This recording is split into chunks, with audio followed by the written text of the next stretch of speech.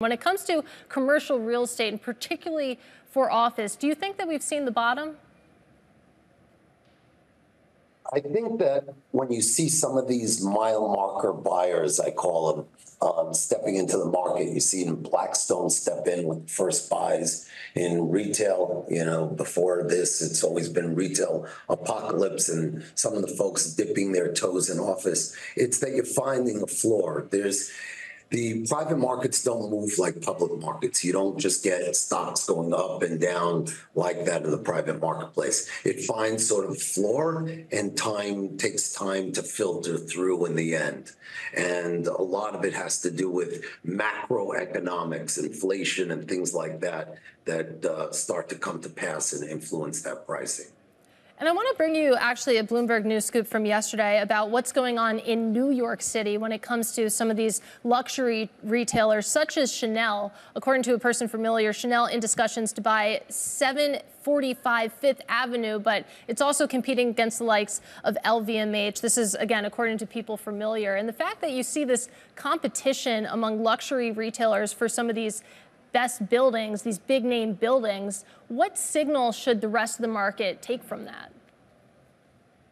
What it is they tend to move cyclically with their stock prices and their business in terms of the luxury retailers. When their stocks are beat up, business is tough, they're liquidating assets that they own to folks like Thor Equities. And then sort of when the market starts to get frothy for them, which is operating outside of the real estate world, their own personal luxury businesses are performing well, they become buyers. And a lot of it's driven by fear or paranoia that will the next boom or the next demand wave for space cause folks like that, us, to take advantage and overcharge them for rents for the best locations out there. And so they're being preemptive now. A lot of companies believe that we've got big inflation coming down the road, maybe not short term, but down the road. And they view real estate, whether it's luxury companies viewing it or anybody from any industry that's conscious of the long-term potential macro effects of inflation, trying to preempt it now and take advantage of cheap pricing. If you look at, my view, should I share my view on inflation? Yeah.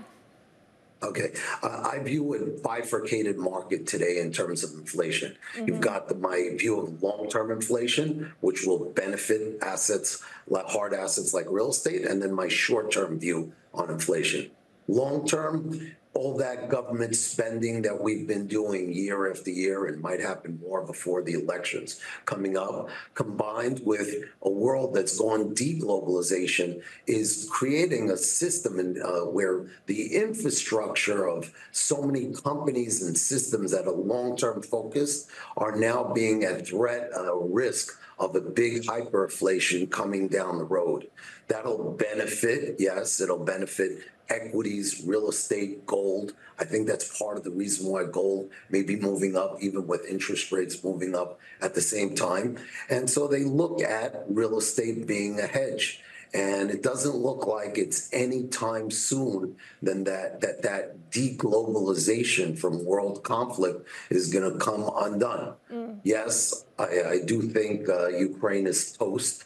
I think that Russia has already won, and I don't think the UK probably has a stomach doesn't have enough ammunition. France doesn't have enough troops, and I don't know that America wants to put their energy there.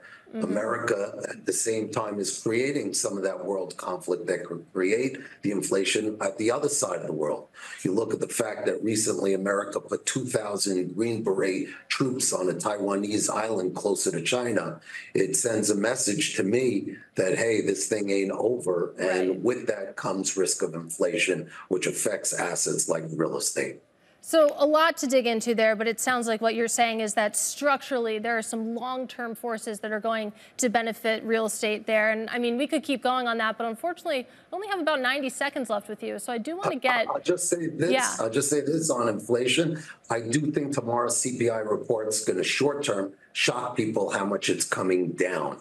I think that a lot of it, we got fooled by car insurance rates and things that clouded some of those numbers. And I think that that's going to create big opportunities, particularly where I am here in Europe. I think that the UK stock market is 40% discounted to its peers. Companies like an Aston Martin at 4 times EBITDA versus Ferrari at 30 times EBITDA.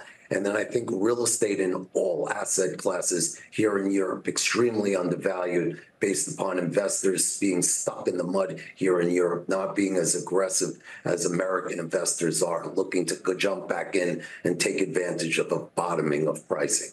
So Europe cheaper than the U.S., but Joe, in the minute I have left with you, tell me about Electron, because I know you've come on Bloomberg TV, talked about it before. What is going on with that stock? It's an EV company. First of all, we're really excited, obviously. The last time I was on your show a year ago, since then, the stock price went up 400%, 4 times. And what it is the world, what's the challenge with EV cars? It all comes down to one thing: range anxiety. Am I going to run out of fuel, get stuck on a highway? And what this company's done now and really accomplished so much in the last year, they convinced Toyota and the biggest car parts company, Denso, to incorporate their technology in every single car. And you've got France, Germany, Sweden, Israel, the Autobahn, the A10 in Paris, Michigan, all putting in the technologies into their highways so that as you're driving, your car is recharging.